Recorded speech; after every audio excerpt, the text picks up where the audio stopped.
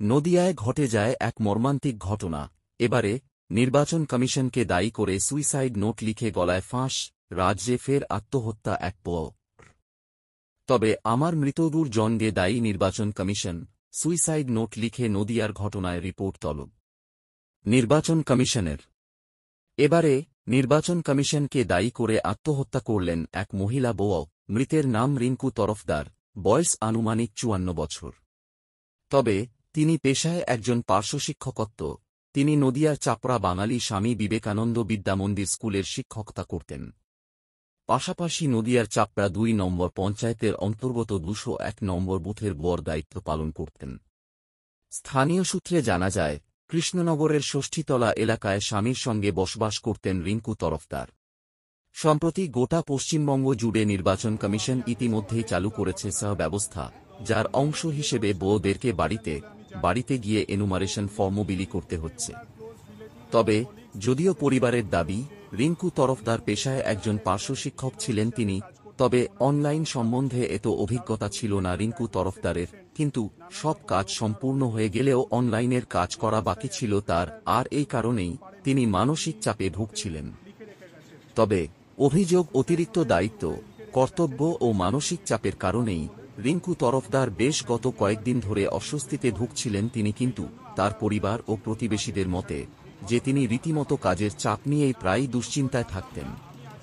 তবে ঘটনার দিন রাতেও স্বামী স্ত্রী স্বাভাবিকভাবেই ঘুমাতে যান, কিন্তু ভোরবেলায় ঘুম ভাঙার পর রিঙ্কুর স্বামী দেখতে পান স্ত্রী পাশে নেই। তবে বাড়ির ভেতরে খোঁজাখুঁজি করতে গিয়ে তিনি পাশের ঘরে রিঙ্কুর ঝুলন্ত দেহ দেখতে পান। সঙ্গে সঙ্গে খবর দেওয়া হয় কৃষ্ণনগর কোতোয়ালি থানায়।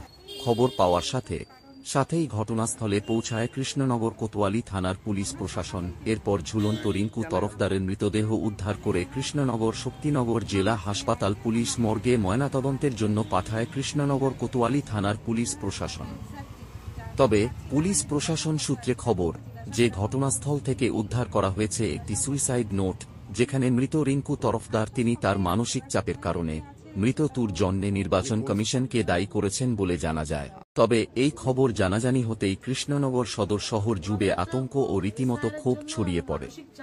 সহকর্মী থেকে শুরু করে প্রতিবেশীদের অনেকেই জানিয়েছেন যে নির্বাচন সংক্রান্ত বাড়তি দায়িত্ব প্রায়ই বউদের ওপর প্রচণ্ড চাপ তৈরি করে, যার ফলে অনেকেই মানসিকভাবে বিপর্যস্ত হয়ে পড়েন।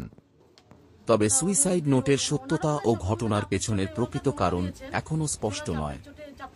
কৃষ্ণনগর কোতোয়ালি থানার পুলিশ প্রশাসন জানিয়েছে যে গোটা বিষয়টি খতিয়ে দেখা হবে।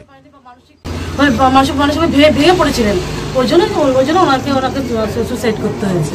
এটা আমি সকালবেলাতে আমি যখন লেবার নিয়ে বেরো, আমি এই ওয়ার্ডের দীর্ঘদিনের কাউন্সিলর, সকাল আমার লেবারগুলো আসে, তখন প্রায় 7:30 বাজে, তখন আমি দেখলাম যে অনেক ভিড় জমে আছে। তা শুনলাম, ওনাকে আমি দীর্ঘদিন ধরেই চিনি, তা দেখলাম যে বাড়ির অনেক লোক জমে আছে, তা বললো যে উনি সুসাইড করেছেন। হ্যাঁ, উনি ওদের 3 তলায় হয়েছে।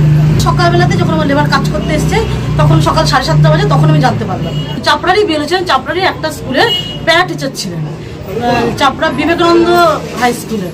উনি সহ্য করতে পারেন। আর আপনারা দেখছেন তো, এটা নিয়ে তো ওদের 4 নম্বর 5 নম্বর হলো যে বেরোরা আরো এত চাপ দিচ্ছে, চাপ নিতে পারছেন না। তা উনি চাপটা সহ্য না করতে পারে আত্মহত্যা করেছেন।